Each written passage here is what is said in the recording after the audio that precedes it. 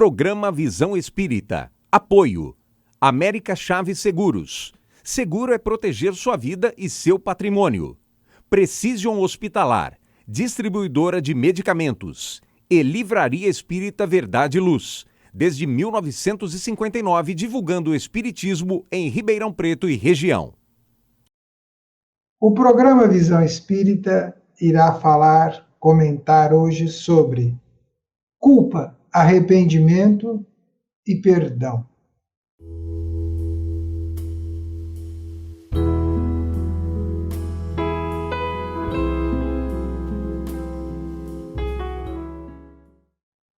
O programa Visão Espírita pede licença para entrar no seu lar e levar-lhe uma mensagem de fé, de otimismo e de muita, muita, muita esperança. O programa Visão Espírita continua a conversa esclarecedora, fraterna, carinhosa e amorosa com Cláudia Gellinter, psicóloga, palestrante espírita, fundadora do Centro Espírita Allan Kardec, na cidade de Vinhedo, fundadora da Casa da Prece, em Vinhedo, dirigente de estudos espíritas e especialista em tanatologia. Cláudia, bem-vinda ao programa Visão Espírita. Obrigada. Que bom estar aqui. Um abraço, muito feliz de estar aqui com você, com vocês, né, que nos assistem agora.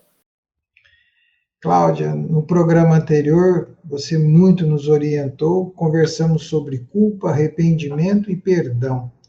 Terminamos o programa com você fazendo considerações sobre remorso, né?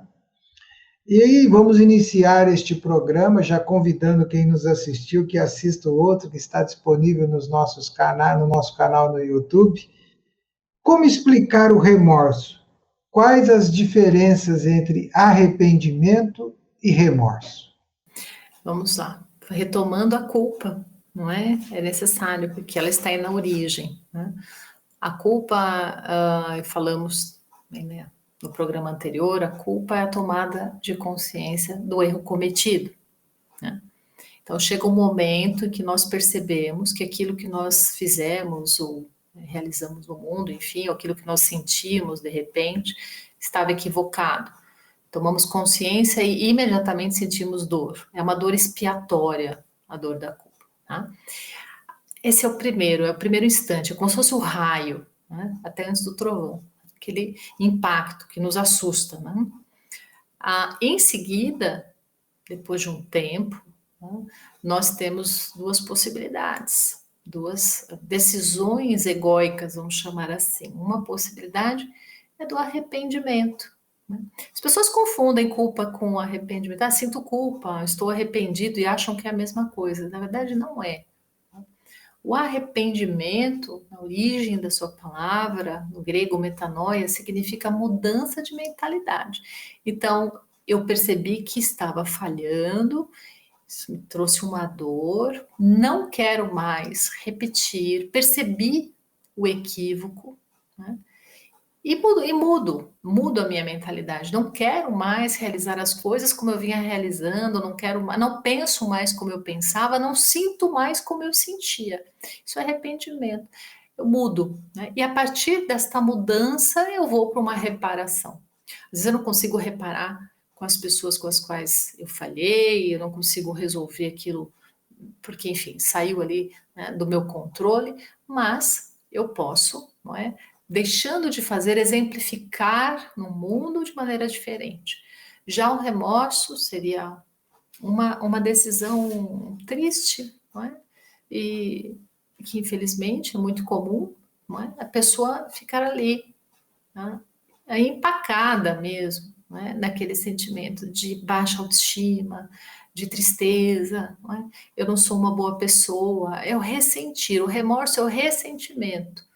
A pessoa tem a impressão que ela está pagando uma conta, ela não está pagando nada, né? Porque, veja bem, nós sabemos, né, que a grande síntese da lei divina é amar a Deus sobre todas as coisas, é o próximo como a mim mesmo. Então, quando eu não tenho valor, eu não estou me amando, não é? Eu já estou aí rompendo com a grande lei. Então, é óbvio que gera um sofrimento né? Onde a pessoa para de crescer, né? Essa, acho que é a diferença fundamental entre arrependimento e remorso. Sabe, Cláudia, às vezes na intenção de consolarmos, ou de acalmarmos, ou de levarmos uma mensagem a alguém, a gente sugere o perdão diante da culpa, né? A gente sugere o perdão diante da culpa pela mágoa alheia. Isso é apropriado. Porém, quando se trata de nossas mágoas, como fazer? O que acontece? Às vezes você fala, perdoe, ou você fala para a pessoa, se arrependa, né?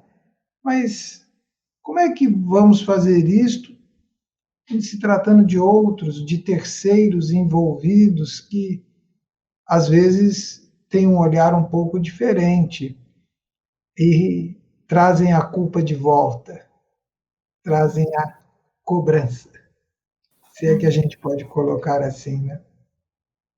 É. Trabalhando com famílias, André, o que eu percebo com muita frequência, não é, são as cobranças, né, entre pais e filhos, entre cônjuges, enfim. Existem muitos ataques, muitas cobranças em inúmeras famílias, não é? E o meu convite sempre é no sentido da compreensão, né? Primeiro tentar compreender aquilo que não está ali muito claro à primeira vista. Quando eu preciso compreender, por exemplo, que um pai falhou comigo, minha mãe falhou comigo, em alguns aspectos, eu tento imaginar, não é? Já que não dá para saber com toda certeza, mas imaginar que os meus pais também foram crianças e sofreram, talvez, situações muito difíceis, não é? Então, que cada qual entrega aquilo que é possível entregar. Eu entendo que este é um caminho. Entender que todos temos aspectos luminosos, aspectos sombrios, todos nós temos, não é, um lado com algum conhecimento e muitas ignorâncias, então todos falhamos. Isso é universal, universal.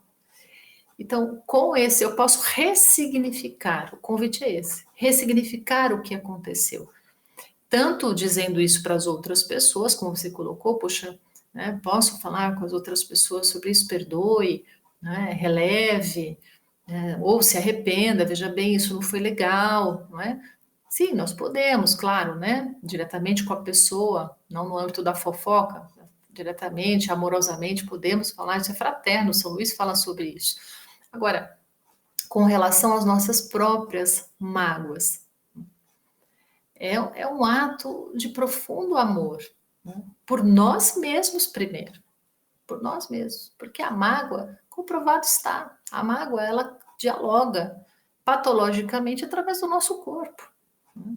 As nossas células se ressentem, né? Os nossos órgãos se ressentem. Então, quando eu consigo soltar através da compreensão, através, né, dessa visita às feridas, ressignificar, né? Olha, a pessoa, né, vamos dando até desculpas mentais para soltar. Isso é muito saudável e necessário, André. Eu fico imaginando como é que a pessoa que identificou a culpa, ela identificou, ganhou a consciência disto, e constantemente essa conta lhe é apresentada novamente, novamente, como se você tivesse, como se ele fosse constantemente provocado de novo em tudo que está acontecendo. As pessoas não têm um limite para isso, ela não, eu estou falando nem do outro, de quem está apresentando isto, porque o outro é o outro, você não tem o que fazer, né? Será que aí nesse caso entra o auto-perdão? O que é? Como entender este auto-perdão? O que é isto? Você pode se perdoar, porque a culpa não para, o outro está ali te constantemente, olha, você fez isso, você agiu assim, tá vendo? É errado. Olha o que você fez. Você até citou questões familiares, né? As pessoas às vezes têm um certo limite para suportar algumas coisas e a gente tem que entender isso também. Sim. Como é que você pode ajudar? há que se ter muita força e muito auto-amor, né, para conseguir esse auto-perdão quando o meio continua como, aliás, é do humano, né? Até hoje existem aquelas pessoas que malham Judas, não é? Em Ixi, determinadas festividades. Pois é, como se Judas ainda fosse culpado, né? Se o próprio Cristo jamais o culpou, não? Jamais cobrou alguma coisa do próprio Judas. Então, quem somos nós? Mas nós realmente gostamos muitas vezes, não é, de projetar as nossas sombras, as nossas dívidas, não é, em ego alheio. Isso é muito comum. O caminho é o caminho da justiça, do teste de realidade. É muito injusto, por falar em justiça, é muito injusto que eu, Cláudia, aos 54 anos, cobre rigidamente, né, as questões das minhas escolhas aos 25 anos de idade, aos 30 anos de idade, ou às vezes até de 2 anos atrás, porque eu não sabia. Então, quando nós não sabemos, né, estamos sempre aqui exatamente assim, na experimentação, né? Vamos experimentando na experiência e não sabemos, então vamos falhar. Né? Somos vulneráveis, somos imperfeitos, precisamos ter coragem, como disse Brené Brown, por exemplo, nos Estados Unidos, uma ótima, né, profissional na área, e ela diz: oh, precisamos assumir a nossa imperfeição, somos imperfeitos. Né? Isso não quer dizer que temos que ser folgados na nossa imperfeição, não é? Como eu canto de Gabriela, nasci assim, vou continuar assim, vocês que me aguentem. Não, não é nada disso, não é nada disso. Né? Mas sermos justos conosco. Né? Eu falhei porque eu não sabia, agora eu sei. Então, não adianta eu querer me cobrar. Eu não posso me comparar, não é, a outras pessoas. Eu estou me comparando comigo mesma. Eu não sabia, agora eu sei. Agora eu vou tentar fazer diferente. E aí eu abraço esse auto-perdão, não é? E eu tiro, se eu fizer isso genuinamente, com todo o meu coração, André, o outro já não consegue me atingir tanto mais, né? Quando esse auto-perdão acontece de maneira profunda, né? Aí o que o outro diz, o que o outro pensa, já vai ter menos força, né, no meu coração. Cláudio, eu vou fazer uma colocação aqui. Você, por favor, nos ajude e nos corrija. Nós somos orgulhosos e egoístas. Somos assim também diante da culpa? Quando a identificamos, o nosso orgulho e o nosso egoísmo é uma trava que nos impede até do arrependimento? Exatamente isso, André, perfeito. Por quê? Quando nós somos orgulhosos, não é? Então, estou querendo dizer o quê? Se eu sou uma pessoa orgulhosa, eu sou aquela pessoa que entende que não pode falhar, eu sou perfeita. Né? Eu estou acima dos outros. Né? Eu tenho um conhecimento. De repente a pessoa percebe que ela não tinha, que ela ignorava alguma coisa, que ela falhou, e ela não se perdoa. Ela não se perdoa. Né? É o orgulho segura, não é?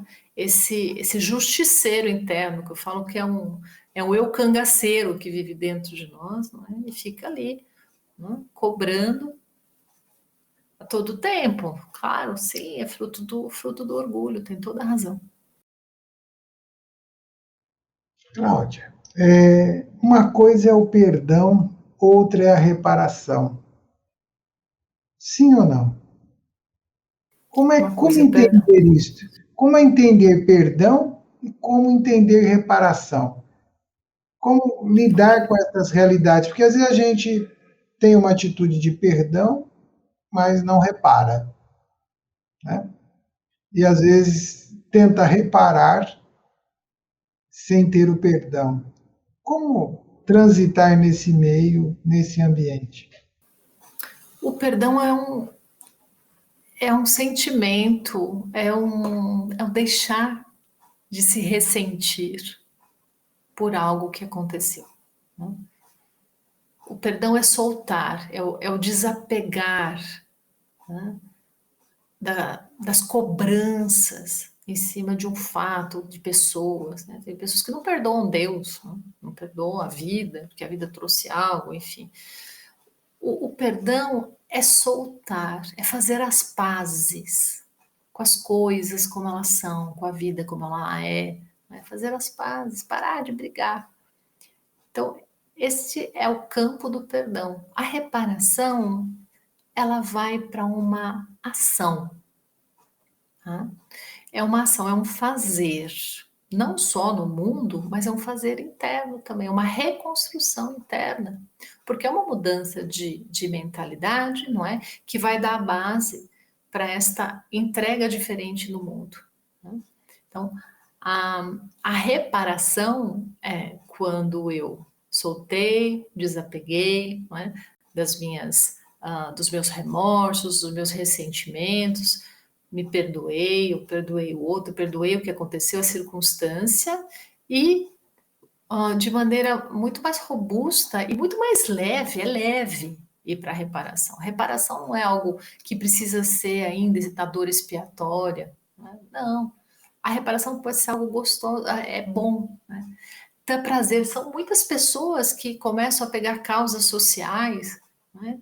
Que alteram o roteiro de suas vidas, porque passaram por determinadas circunstâncias que estavam justamente ligadas. Eu mesma conheço várias pessoas, né, que passando por dramas difíceis mesmo, né, suas vidas, alteraram o roteiro, mudaram até profissionalmente, abraçaram ONGs, foram para o mundo tentar consertar o mundo que as machucou. Tem muito valor isso. Outro dia assistindo um documentário da Netflix, um diálogo lindo entre Dalai Lama e Desmond Tutu, né? Dois, Fantástico esse diálogo. né, maravilhosos, né? Nobel da Paz, e Desmond Tutu de repente pergunta para o Dalai, mas como assim você não é melancólico, você não é triste? Você viu o que os chineses fizeram com vocês? Tiraram vocês do Tibete, que absurdo, não é? Como é que é isso para você? E o Dalai, mas foi bom, aconteceu tanta coisa boa depois disso, não é? Porque eu consegui falar para o mundo. Então, veja, aí está a sublimidade, né? É o olhar espiritual, o olhar do espírito, o espírito que vê, né? Então, ele não ficou perdendo tempo culpando, responsabilizando, tá, o que a gente vai fazer de bom? Foi isso, né? Esse é o legado da vida dele. Nós entramos agora no campo da religiosidade, né? Da espiritualidade, ou até no campo da própria religião, apesar que a religião, ela às vezes, hoje, ela é interpretada de formas diversas, né? Como alguém que estabelece roteiros que levam a culpas, né? Mas a religiosidade favorece a identificação da culpa, a prática do arrependimento e do perdoar? Sem dúvida. A religiosidade, ela é uma disposição que nós podemos ter, não é? Para refletirmos sobre os aspectos da nossa atividade religiosa. Então, ter a religiosidade é trazer aquilo que se aprende na religião para dentro e depois para fora, né? Passa por mim, eu integro essa filosofia, essa ideia que está nessa religião, e aí eu vou atuar no mundo. Então, sim, não é? A culpa, a tomada de consciência, a transformação, isso está assim em várias passagens do Evangelho, em várias passagens, não é? Jesus deixou claro isso para nós, por exemplo. É claro que nas outras religiões também esse conceito está ali explícito, né, em diversas religiões. Mas Jesus deixou claro para nós, né? Vai e não peques mais. Não fique aí parado, faça diferente. Inclusive, para aquele paralítico, não é, do tanque de Betesda, que Jesus pergunta a ele, né? O que você quer? Você quer que eu cure? Né? E aí o paralítico reclama um pouco, né? Olha, 38 anos, sem, né? Não consigo chegar lá embaixo, quando as águas se movimentam. E Jesus então diz, toma a tua cama e vai embora. Ele fez isso, era um dia de sábado, né? Depois de um tempo, Jesus encontra com este homem andando, né, no templo. E aí ele diz, vejo então que você, né, está bem, você se curou. E aí, qual a consideração que ele faz? Vai e não peques mais para que não te suceda coisa pior. Então, esse é um elemento bastante importante para nós aqui, não é? Sim, a religiosidade nos ajuda, né, e trazem esses conceitos, é muito importante. Então, agora eu sei, mas se eu vou e fico reincidente, não é? Naquela questão, sucedem coisas piores. Sim, acontece, porque a vida, ela acaba, né, por nos apertar, não é? Como nos convocando, não precisa de fato executar uma mudança profunda. E coisas piores podem acontecer. Então, a religiosidade, ela tem este papel, sim, né, de abrir as nossas consciências, nos esclarecer, trazer conceitos muito profundos. A religião, a religiosidade é a nossa reflexão, mas se nós não fazemos esse movimento, podemos estar mais enroscados, né, André? Você sabe que na prece do Pai Nosso, nós dizemos num determinado momento, Pai, né, nós pedimos perdão pelas nossas dívidas. Como que a gente pode pedir perdão para as dívidas e toda dívida é uma culpa? Nem sempre.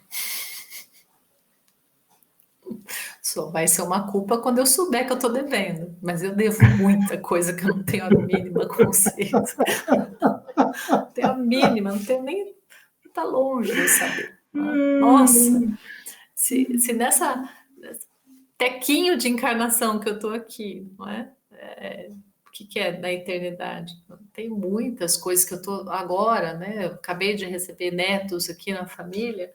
Agora eu estou tomando conta, consciência de quantas falhas como mãe, né? Porque dizem que a melhor mãe é aquela que se tornou avó, né? Justamente pelas tomadas de consciência, né? Nós falhamos muito, querendo acertar, tudo bem, eu sei que tem muito amor envolvido, e não estou aqui falando, né? Não é uma apologia a remorso, não é isso. Mas imagina, temos ainda muitas dívidas e precisamos pedir perdão, né? Talvez a nossa prece a gente possa até aumentar, né? Não, perdoe, né, as nossas dívidas, né? E nos ajude para que a gente possa perceber quais são elas, né? Que nós consigamos ter consciência. Se bem que eu tenho a impressão que se nós tivéssemos contato com todas as nossas encrencas, né, acho que a gente não ia dar conta. Não estamos ainda prontos para isso. Nós dizemos que na vida futura as pessoas que enfrentam dramas difíceis, né, ele está atravessando por uma expiação, ou seja, ele está atravessando um resgate de algo equivocado que tenha feito, né? Isso se reflete inclusive no seu próprio corpo, na sua própria estrutura. Esta situação é a culpa se manifestando sem a presença do arrependimento? Ou é a culpa se transformando num processo de reparação? As reencarnações por expiação, ou com boa parte, né, de expiação, ela traz a questão da dívida, né? Há um erro cometido, mas nem sempre existe a consciência, né? E sim, pode ser, em alguns casos, temos relatos que, não é, a pessoa reencarna com questões expiatórias, né, com dilemas existenciais, mas de repente ela lida tão bem com boa parte dessas questões que aquilo deixa de ser uma expiação, passa a ser uma prova, não é? E ela supera muitas coisas, né? Ela tem uma virada, né? Vira uma chave, ela tem uns insights e ela decide fazer diferente. Pode ser que isso aconteça, mas existe uma, assim, enfim, né? Existe também um número grande de seres que reencarnam, não é? E ficam ali, né? Naquela reclamação, naquela poltrona da vítima, não é? Não saem, não se movimentam, não alteram e não querem também. Tem uma preguiça existencial muito grande, né? Continuam ou falhando, e falhando às vezes por desistência de si mesmo, desistência enfim, de pequenas missões, não é? Pequenas tarefas. Isso acontece, até que chega um momento, e nós nunca sabemos quando é esse momento, né? Que, como eu disse, a alma vê, né? O espírito reconhece e consegue alterar. Então, pode acontecer, não é? De ser uma expiação, não é? Bem aproveitada, né? Então, havia ali uma dívida, tá? Que entra, né, numa questão interna de culpa, de arrependimento e vai para uma reparação. Pode acontecer? Pode. Claro que pode, né? Bom se fosse sempre. Meu Deus. Cláudia, o programa Visão Espírita chega ao seu final. Queremos lhe agradecer, sabemos o quanto a sua agenda é corrida, o tempo que você nos dedicou e dedicou ao nosso telespectador, ao nosso telespectador. Somos-lhe muito gratos por tudo que você nos ajudou a aprender e a pensar, né? Que a gente consiga, com tudo isto, ter um arrependimento das nossas culpas e um arrependimento proativo, reparativo, né? Seguindo em frente. Peço que você deixe uma mensagem ao nosso amigo telespectador e telespectadora, encerrando este programa Visão Espírita. Ok. Muito gostoso estar aqui. Papo bom, não é? Eu agradeço a vocês, ao convite, a vocês que nos assistem também. O que eu gostaria de dizer é: sigamos o convite de Jesus. Não precisamos ficar, né, nos autossabotando, porque isso não vai nos levar a lugar algum. Quando nós sentimos esse remorso, né, essa continuidade dessa dor expiatória, o que acontece? Nós entendemos, isso é um movimento até inconsciente, nós entendemos em algum nível que nós não temos valor, né, que não podemos ser felizes. Então, acabamos escolhendo caminhos muito disfuncionais. Muito importante, de fato, né? Olhar para dentro do coração, olhar para as memórias. Se você reconhece feridas não visitadas, feridas não trabalhadas, muito importante fazer esse movimento. Algumas pessoas me perguntam, mas Cláudia, como saber se eu tenho feridas não trabalhadas, né, no meu coração? Basta você evocar uma lembrança, né? E ver que tipo de emoção que vem com essa lembrança. Então, você lembra de algo que aconteceu lá na sua infância, ou depois, enfim, e vem uma vontade de chorar, ou vem raiva, enfim, aquela emoção muito forte, ela denota uma ferida que precisa ser cuidada, né? Então, a minha indicação é isso: cuide das feridas, né? Para que elas virem cicatrizes. Então, você vai saber que aquilo aconteceu, mas aquilo não precisa mais, não é? Te machucar tanto, te doer tanto. Vamos seguir, né? A mensagem do mestre é uma mensagem de esperança, de otimismo, de alegria. Vamos para frente, né? Vamos tocar, vamos tentar fazer diferente, tentar fazer o nosso melhor. Te agradecemos muito e queremos encerrar, e queremos trazer um toque apenas assim, olhando para o Francisco de Assis que está aí, né? Que a gente consiga, né, amar mais do que ser amado, né? Doar mais do que pedir, que a gente consiga ter essa simplicidade na nossa vida. Temos plena convicção de que viveremos com o perdão e com a paz. Muito obrigado, Cláudia. Sim, seja. Muito obrigado, amigo telespectador e amiga telespectadora, e até o nosso próximo programa Visão Espírita.